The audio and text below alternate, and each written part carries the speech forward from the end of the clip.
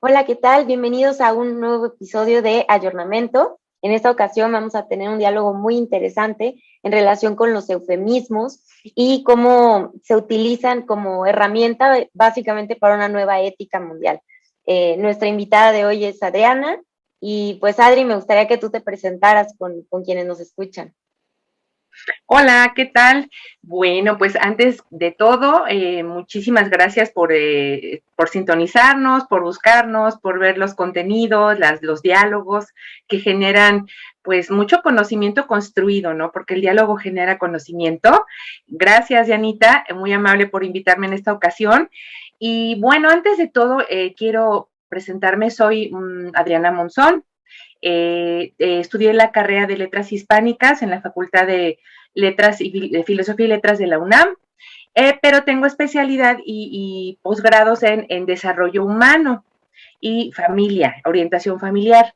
Me apasiona el tema del desarrollo humano, por un lado, pero también me apasiona el tema de la lengua. Me he especializado por mí, bueno, también les comento, soy docente desde hace muchísimos años, más de 30 años llevo de docente, empecé muy joven a dar clases, creo que es mi vocación, de hecho considero que soy docente por vocación y por convicción, porque al igual que muchas personas ya lo han dicho, considero que la educación es una herramienta que verdaderamente puede cambiar al mundo, lamentablemente para mal o para bien, ¿verdad? Eso es lo más interesante. Y bueno, el día de hoy vengo a compartirles un diálogo con Diana sobre el tema del eufemismo. Esta parte del eufemismo, Dianita ya dará una breve introducción, pero es un tema que en lo personal me ha intrigado mucho, lo he estudiado, lo he analizado y bueno, ahorita que Diana comience el diálogo, pues veremos qué apasionante es, porque es a través de la palabra como el hombre se humaniza o se deshumaniza. Entonces, pues muchas gracias, Dianita, y pues continuamos. Muchas gracias a ti, Adri. La verdad es que muy interesante. A mí desde que te conocí, el hecho de que tuvieras estos estudios de licenciatura en letras hispánicas me pareció súper interesante porque específicamente hoy vivimos en un contexto social, político, cultural, en el que el lenguaje se ha tornado en una herramienta de cambio y modificación y precisamente ese va a ser un poco el tema. Vamos a hablar pues de la palabra de logos, de la realidad, la verdad, de los conceptos de eufemismo y los tipos de eufemismos y cómo este tipo de lenguaje se utiliza para generar una visión ética específica, ¿no? Entonces, me gustaría preguntarte, ahora sí que para arrancar con este diálogo, ¿cuál es la relación entre el concepto de logos, la realidad y la verdad? Bueno, es una pregunta interesantísima que yo estudié hace y me sigue dando vueltas y sigo encontrándole más sentido.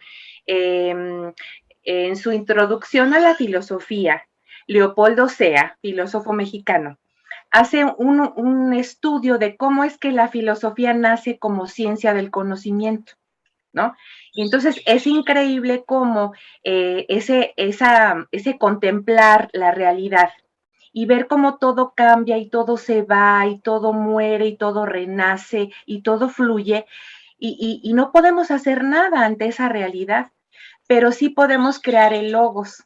El logos para el logos para la filosofía era la palabra misma que atrapaba la realidad de los objetos, de las personas, de los animales, del ser humano, de los sentimientos.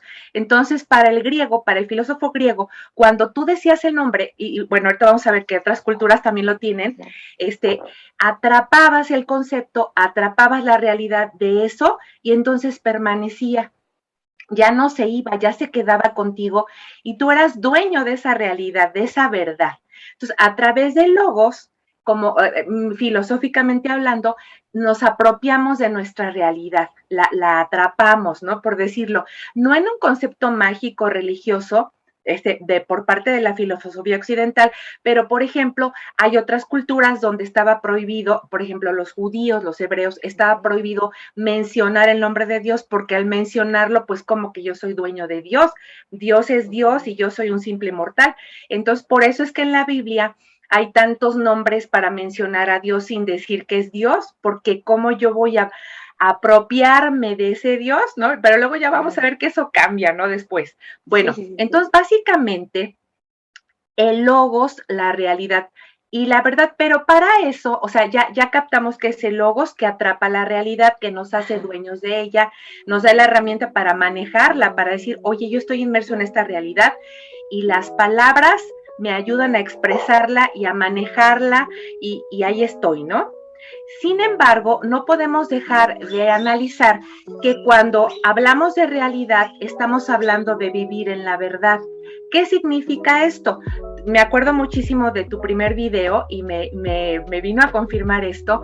Cuando las personas vivimos o procuramos vivir en la verdad, significa que lo que decimos, que lo que las palabras expresan coinciden con nuestra realidad, es decir, cuadra.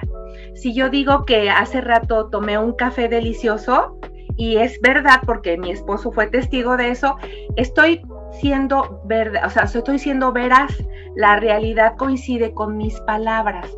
Entonces, cuando hablamos de logos, realidad y verdad, quiere decir que todo confluye o todo se dirige hacia lo que es verdadero, hacia la realidad, hacia lo que existe, hacia lo que es, ¿sí? Entonces, partiendo de esa base, el eufemismo rompe con el logos, no rompe con el logos, inventa, ahorita vamos a ver, para disfrazar la realidad y ya no busca la verdad. Bueno, hasta ahí, pero fíjate qué interesante que todo un principio filosófico de pensamiento y de razón, logos, realidad y verdad van de la mano y no lo descubrí yo, esto ya lo han dicho miles de autores, pero todos concluyen eso. Cuando la palabra expresa la realidad, expresa la verdad de la realidad. Y eso es muy interesante porque vamos a ver a continuación qué pasa con el eufemismo.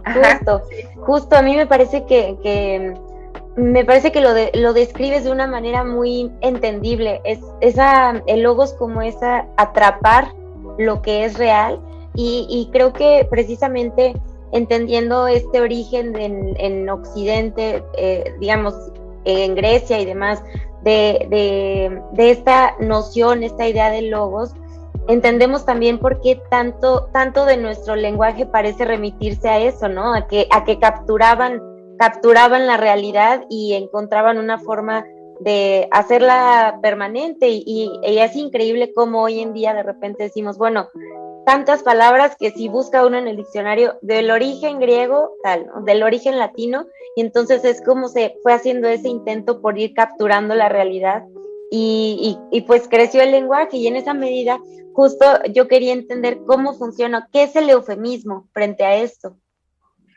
Bueno, pues ahí te va, es parte de la psique de nosotros como personas, como individuos, como humanos, pero antes de empezar a razonar o reflexionar sobre ese tema, bueno, sí vale la pena recordar que lo que nos convierte en humanos o parte de lo que nos convierte en humanos es el lenguaje, es decir, esa capacidad de escribir o de hablar para manifestar nuestra realidad interior, pero también la exterior y también la realidad de los demás, ¿no?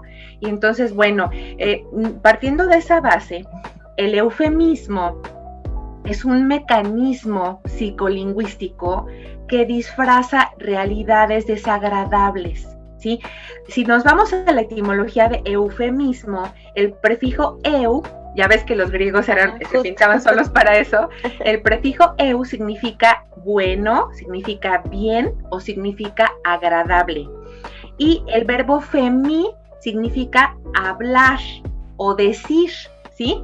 Entonces, si yo, ismo significa un sistema, doctrina o adecuación. Entonces, si juntamos las tres raíces, pues en pocas palabras es lo que se dice bien o el sistema de decir bien las cosas o que suene bonito, que suene bueno. Fíjate qué interesante. No que sea el bien decir, ¿sí? Entonces, finalmente, el ser humano tiene esa capacidad de crear palabras cuando la realidad le desagrada, le atemoriza, no le gusta, me incomoda. O cubrir realidades, que son indecentes. En la etimología de indecente es que no se puede decir, no tanto de que sea algo obsceno, no. Si nos vamos a la etimología de indecente es que no se puede decir por lo malo, por lo desagradable o por lo oscuro. Entonces, el ser humano automáticamente tiene esa capacidad de creatividad lingüística y crea al eufemismo con este fin. ¿Cómo la ves? Como con la intención de encubrir una serie de realidades de alguna forma, ¿no? Suavizarlas, matizarlas. Me gustó mucho lo que decías al principio, como parte de lo que de alguna manera nos hace humanos, no en términos biológicos, sino en términos ya vivenciales, entender realmente cómo el lenguaje termina siendo lo que nos permite conectarnos, ¿no? Entre seres humanos, y al final somos un ser social, somos un ser inherentemente comunicativo. Entonces es muy interesante cómo el lenguaje de alguna forma es el vehículo idóneo para transmitir mensajes, y creo que justo mientras mejor entendimiento tengamos del lenguaje, va a ser mucho más fácil transmitir los mensajes que busquemos con nuestros interlocutores, ¿no? Y justo me gustó mucho la forma en la que nos explicas el eufemismo, porque entender su origen etimológico muchas veces nos ayuda como a encontrar esta abstracción, como ese capturar la realidad y entender realmente hacia dónde va ese tema de los eufemismos. Y yo quisiera preguntarte, ¿hay tipos de eufemismos? ¿El eufemismo es uno solo? ¿Cómo funciona en el análisis de la lengua? Sí, mira, qué interesante pregunta. Como te mencionaba hace ratito, hay como 3 tipos de eufemismos. No podemos generalizar. Bueno, generalmente, no hay uno solo. Okay. Cuando, por ejemplo, todas las culturas, en todas las épocas, han tenido palabras o conceptos tabúes. Algo que es prohibido, ¿no? Ella se refiere a política, autoridad, a creencias, Entonces, cuando son temas tabúes, es un tipo de eufemismo, ¿no? Lo que no puede ser nombrado porque es prohibido, porque es tabú. Y es muy interesante ver cómo eso ha ido evolucionando a través del tiempo. No podemos decir que el eufemismo se quedó ahí y ya. Tú puedes ir estudiando una gramática comparada, una lexicología comparada del eufemismo, y ha ido evolucionando con la realidad del ser humano. Es muy interesante también esto. Bueno, por otro lado, hay un eufemismo específico para nombrar partes del cuerpo, específicamente los genitales, que por lo general son términos que nos causan vergüenza o pudor, y entonces les inventamos otros nombres para no mencionarlos, ¿sí? Porque el sexo es uno de esos temas que provocan pena, vergüenza, no sé por qué, pero generalmente, en todas las culturas, el tema de la sexualidad y los genitales, bueno, es otro tipo de eufemismo. Y también, si te fijas, es para encubrir algo desagradable o no aceptable. Y luego, por otra parte, también hay eufemismos para disfrazar realidades desagradables, ¿sí? Que todo mundo sabe que es malo, que es feo, que es tremendo, que es inevitablemente malo, pero pues para que no suene tan feo, para que no lastime la sensibilidad de la persona, de la sociedad, de la ética, de la moral, pues lo disfrazamos con palabras muy que suenan bonitas, como las mentiras piadosas, ¿no? Que siguen siendo mentiras, pero se oyen bonito, y dices, ay, mira, para que no se ponga triste, le voy a decir una mentira piadosa. Exactamente es lo que hace el eufemismo. Y bueno, otro también que se relaciona con lo prohibido, lo tabú, son los temas que nos atemorizan, como la muerte, como las entidades malignas, ¿no? O en algunos casos no que nos dé miedo, sino que nos infunde mucho respeto. Por ejemplo, el tema de Dios, la palabra de Dios, el nombre de Dios, y entonces no inventamos, crean en la Torá y en otras versiones más antiguas nombres para mencionar al que no debe ser nombrado, ¿sí? Claro. Y entonces, pero a final de cuentas es como maquillar el lenguaje, Cuando queremos vernos más lindas o queremos vernos menos ojerosas, ¿qué hacemos? Pues nos maquillamos, resaltamos lo bonito que tenemos y disimulamos lo que no tenemos tan bonito. Exactamente eso hace el eufemismo con la realidad. La maquilla, ¿sí? Y detrás de ese maquillaje muchas veces va a haber podredumbre, va a haber dolor, va a haber maldad, va a haber cosas muy desagradables, pero que gracias al eufemismo, pues las podemos nombrar. Claro. Y ya no nos sentimos tan mal, ¿te fijas? Justo, como que hacen más llevadero el lidiar con la realidad, ¿no? Y es justo eso, en vez de atrapar la realidad, pareciera que la disfrazamos, ¿no? Si tuviéramos que hacer esa comparación con lo que hablábamos del logo, y me parece muy interesante esto que dices, porque efectivamente creo que de los ejemplos que nos diste podemos ir identificando cómo incluso ha impregnado la cultura, ¿no? Por ejemplo, pienso en los libros estos de Harry Potter, hablan de el Lord Voldemort, es el que no debe ser nombrado, ¿no? Es justo esto, digamos, esta práctica del eufemismo se impregna también en la cultura humana. Es muy interesante esto que decías, por ejemplo, de los hebreos, los judíos, como la reverencia que tenían hacia su creador era tal que decían, no le puedo yo poner un nombre porque efectivamente no lo puedo atrapar. Entonces, pues crearon estos disfraces o este tipo de nombres que no eran el nombre, sino como describir en algún sentido. Entonces, me parece muy interesante, y justo creo que ya entendiendo el concepto y los tipos de eufemismos que pueden haber, quisiera preguntarte actualmente, ¿qué papel crees que juegan los eufemismos pues en la esfera social, política, contextual de la vida humana actual? Uy, bueno, fíjate que esto del eufemismo como un discurso social y político se ha visto fortalecido y se ha incrementado a partir de los 90s, finales de los 80s. No sé si recuerdas, Dianita, cuando empezaron las cumbres de población, ¿sí? De Beijing y de otros, o sea, cada determinado tiempo ha habido cumbres sobre la población. Sí. Y ahí mágicamente alguien, un conjunto de personas, no sé quiénes fueron, empezaron ahí a meter términos muy interesantes, ¿no? Como salud reproductiva, como autonomía del cuerpo, o sea, todo en referencia a la población. No tenía mayor relevancia, pero de repente se empezaron a usar palabras que antes no se habían escuchado. Y a partir de finales de los 80, los 90 y los 2000 hasta la fecha, hace cuenta que ha sido como una cascada, como una avalancha ya podríamos hacer un diccionario completito así de grueso, de todos esos eufemismos que han ido supliendo palabras que antes tú y yo decíamos sin ninguna pena, sin ser políticamente incorrectas, y que ahora cuidamos tanto el lenguaje porque podemos ser señalados, podemos ser criticados. Creo que en México todavía no llegamos a tanto, pero estoy hablando, por ejemplo, de países europeos, en donde de veras ya incluso en la Unión Europea hay una censura hacia países que no se plieguen a ese lenguaje y a esos códigos de conducta que generan esos lenguajes. Y bueno, pareciera que es toda una tendencia mundial. El pretexto que ellos dan o la razón que ellos dan es que es crear una cultura tolerante, incluyente, inclusiva, fuera de que no discrimine a nadie, y sin embargo ellos de facto están discriminando a todos aquellos que no usan esos términos o eufemismos, ¿sí? Entonces es incongruente esta lógica del eufemismo. Es yo te digo cómo tienes que decirlo para que no lastimes a nadie, pero al mismo tiempo yo te lastimo si no lo cumples.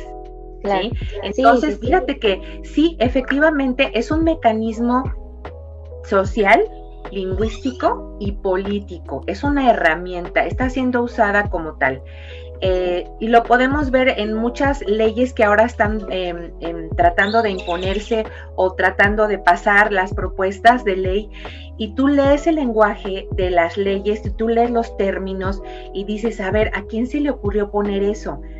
O sea, no es porque yo cuestione por cuestionar, porque no estoy de acuerdo, sino porque analizando los términos te das cuenta que esas leyes no están basadas en la verdad, en la realidad del lenguaje y la realidad del ser humano. Y dices tú, bueno, ¿y quién determinó que estas palabras son verdaderas? No te vayas más allá, más que al análisis lingüístico de los términos. Y no le encuentras lógica, no le encuentras sentido común. Entonces ahí está fallando el eufemismo, porque está faltando a lo que es el logos. El logos busca la verdad en la realidad. Bueno, el eufemismo busca crear otra realidad basado en su verdad, si se le podría decir de esa manera. Claro. Sí, justo creo que es literalmente esta búsqueda de imposición de una especie de neolengua, como para ajustar la realidad, pero además me iría un poco más lejos y entendiendo lo que pretenden cubrir el eufemismo para cambiar conciencias, ¿no? O sea, yo creo que de repente disfrazar la realidad de las cosas suaviza en el sentido humano la realidad de lo que se nos está presentando. Yo pensaba ahora que platicabas de que de repente se pregunta uno, bueno, ¿y quién y por qué incorporó estas palabras específicas, estas locuciones específicas en una normativa? Pensaba el caso de Jordan Peterson en Canadá, que precisamente a él, digamos, se hizo especialmente famoso en sus orígenes porque él cuestionaba una norma de la Bill C-16 en la cual se pretendía imponer el uso de un lenguaje determinado, es decir, decían, tú tienes que referirte a las personas conforme al género que se autoadscriban, ¿no? Es decir, sí. Hay un mandato de hablar en un sentido determinado y la propia ley inventaba básicamente cierto lenguaje que tú tendrías que usar, digamos, incluyendo este tipo de lenguaje. Entonces, justo es darte cuenta que hay quienes ya identificaron el poder que tiene el lenguaje y en vez de utilizarlo justo para capturar realidad y decir verdad, se utiliza para construir versiones de la realidad que no se apegan a la experiencia cotidiana, ¿no? Entonces, pues al final una cuestión ideológica y justo yo creo que en esa medida va la siguiente pregunta, ¿tú crees que este uso de los eufemismos como lo estamos viendo hoy en día busca generar una especie de nueva ética? Sí, indudablemente, como tú decías ahorita acertadamente, basado en una ideología. A mí lo que me cuestiona en este caso sí creo que se está construyendo una nueva ética mundial donde no caben palabras como madre o padre o pecado, no, eso ya no existe, o otros términos que antes se usaban, ¿no? Ahora todo es tutor 1, tutor 2, pareja, ya no hay esposo y esposa, ya son pareja, todos son pareja, ¿no? Sí. De hecho, incluso hay un ideólogo, ahorita no recuerdo el nombre, perdón, fallé en eso, pero que decía que debería quitarse la palabra matrimonio un francés, matrimonio del código para que cupiera todo, ¿no? Que pues para qué existe la palabra matrimonio, que eso complica todo, que habría que abolir ese término, ¿no? Para hacer más fácil la vida a todos. Fíjate, a ese grado. Entonces, es decir, pareciera, mi estimada Diana, que el eufemismo, en efecto, al ser palabra y al ser la palabra algo poderoso, porque las palabras son poderosas, porque captan a la realidad. Y efectivamente tú también tenías mucho acierto al decirlo, que tal vez, bueno, no tal vez, aseguro que a través de estos eufemismos y de esta intento, porque ahorita te voy a decir mi punto de vista, de imponer una nueva ética mundial y una visión del ser humano y una visión de la realidad y una visión de la sociedad y una visión de unos supuestos valores, ¿sí? Pues ha creado todo, de veras, todo un constructo lingüístico que yo considero que como no está basado en la realidad, como no está basado en la verdad, ahorita está siendo impuesto muy fuertemente por motivos políticos, económicos, ideológicos, pero siento y percibo y pienso que como está basado en la mentira, es como un castillo de naipes. Y en un momento de la humanidad, yo de veras pienso que esto se va a venir abajo. Que la realidad no puede ser ocultada, la verdad no la puedes ocultar, y tarde o temprano todo esto que ahorita estamos viendo, todas estas leyes, todos estos conceptos y realidades que quieren imponer como parte de una realidad que no lo es, seamos sinceros, no lo es, se va a venir abajo, Diana. No va a durar. Yo no te puedo decir cuándo va a pasar eso, pero sí pienso que esto va a suceder, porque el ser humano va a voltear a ver y dices, oye, estoy viviendo en una mentira, ¿por qué tengo que aceptar vivir en una mentira? ¿No? Claro. Ahí lo lamentable, y con esto termino esto que me preguntas, es que ya hay generaciones que están viviendo esta otra realidad y están viviendo ya en medio de esta serie de eufemismos y los han convencido de que es cierto. Y si tú le planteas a los niños y jóvenes, adolescentes y los que vienen atrás, sí, oye, fíjate que esto no es así, sino asá, bueno, pues te van a volver y te van a decir, bueno, es que usted está ya vieja, usted está chocha, usted no entiende, ¿no? Y en realidad, pues es que, híjole, entonces yo lo que considero como docente, por ejemplo, te puedo decir, es que debemos desarrollar en los niños, jóvenes y adolescentes un juicio crítico muy afiladito, muy bien estructurado, formar conciencias, formar inteligencias, no ideologizar, sino formar en la verdad, y ya dijimos que es la verdad, qué significa vivir en la verdad. Entonces yo creo que eso va a pasar inevitablemente. Ahorita estamos en una batalla cultural y las palabras son la herramienta de esa batalla cultural, de esa guerra que nos quieren imponer a toda costa, y yo no entiendo quién es, para qué o por qué, pero lo estamos viviendo, Diana. Sí, efectivamente, y yo, mira, me da mucha esperanza porque yo también creo que eventualmente la verdad va a prevalecer. Y pienso, por ejemplo, tú sabes que yo estoy muy metida en la investigación de todo este tema del aborto y demás, y justo estoy en proceso de elaboración de mi tesis, y dentro de eso hablaba precisamente de la distorsión del lenguaje que se ha creado intencionalmente en el diálogo sobre el aborto, porque justo dentro de lo que he investigado hay una serie de guías por ejemplo, de la IPPF, que es la International Planned Parenthood Federation, que es la internacional abortista, digamos, que más lucro genera con el aborto, y realmente han invertido cantidades importantísimas, no solo en imponer la agenda, sino en construir un lenguaje que sea más cómodo para hablar de este tema. Entonces, por ejemplo, yo hablo en mi tesis de una guía que se llama Guía para hablar del aborto. Entonces ellos, por ejemplo, decían, como tú comentabas ahorita, preferir en lugar de madre y padre, mujer que se embaraza y pareja de la mujer que se embaraza, ¿no? Preferir, ellos en vez de hablar del concebido, del no nacido, del hijo en gestación, ellos hablan de la bola de células, del producto, ya sabes, como deshumanizar, disfrazar realmente lo que se está haciendo, que se habla, la interrupción legal del embarazo, en vez de decir la libre disposición de una vida humana en gestación, ¿no? O sea, todos estos eufemismos que se utilizan, pero yo lo que digo en la tesis es, abramos el pensamiento crítico, que es lo que tú dices, al final de cuentas, reconocer que el lenguaje ha sido intencionalmente distorsionado nos puede ayudar para dar un paso atrás y decir, ok, ¿de qué estamos hablando cuando hablamos de esto, no? Y así como muchos otros temas, creo que ahorita precisamente tienen esta connotación que se le está dando forzadamente, y creo que das en la clave. El pensamiento crítico es lo que nos va a permitir, ahora sí que quitarle el disfraz eufemístico al lenguaje y ver qué hay detrás de algo que te venden como un derecho, como libertad, como, ya sabes, ponerle el disfraz de algo bonito y positivo para no hablar de lo que subyace a esa realidad. Entonces, yo te quisiera preguntar, Adri, la verdad ha sido un diálogo muy interesante.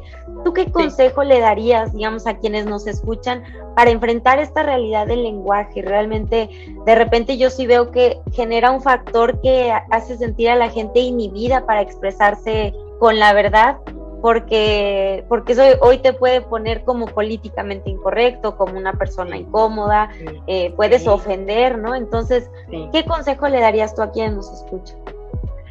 Bueno, mira, de entrada, hacer conciencia que el lenguaje, la lengua española y cualquier idioma fueron creados por el ser humano para comunicarse, no para dividir, ¿sí? Y lo que ha hecho este tipo de lenguaje es dividir y polarizar. Entonces, tache, ahí está mal, ¿sí? Entonces, caer en cuenta de que el lenguaje es para comunicar, no para imponer. Bueno, es que es increíble el poder que tiene el lenguaje, ¿sí? En la historia yo te puedo contar de lenguas como el provenzal, que por ser usadas por herejes, por decreto, fueron borradas de la historia. Es una lengua muerta, por ejemplo, ¿no? Porque sí, los cátaros y los albigenses y todos ellos en Francia, en la Edad Media, hablaban provenzal. Un papa dijo, es lengua de herejes, pum, prohibido hablar en provenzal, ¿no? O, por ejemplo, cuando los ingleses llegan a Escocia, a Irlanda, prohibido hablar el gaélico, prohibido hablar el escocés. Se sigue hablando, ¿verdad? Pero, por ejemplo, provenzal, yo podría decir que no conozco, o a ciencia cierta, tal vez sí haya ahí un remanente rebelde que sí hable provenzal, pero es decir, mira, yo le diría a la gente que conozca su idioma. ¿Cuál es una manera de conocer el idioma? En este caso el español, yo me voy a la etimología. La etimología es una ciencia auxiliar de la lingüística que nos ayuda a encontrar el verdadero significado de las palabras, su origen, ¿sí? Ahora, algo muy, muy complejo de todo esto es que la palabra por sí misma es arbitraria.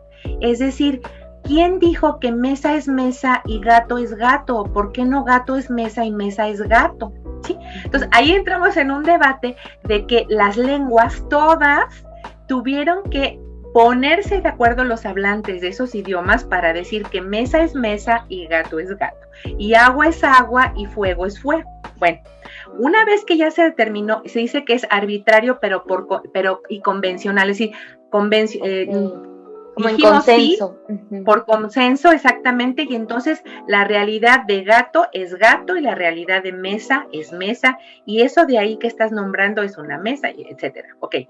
Entonces, sí, conocer que sí, el lenguaje es arbitrario, pero que sí refleja la realidad, porque la inteligencia del ser humano busca la verdad en la realidad, ¿sí? Entonces sería, por un lado, sí conocer tu idioma, estudiar un poco la historia de tu idioma, que es apasionante.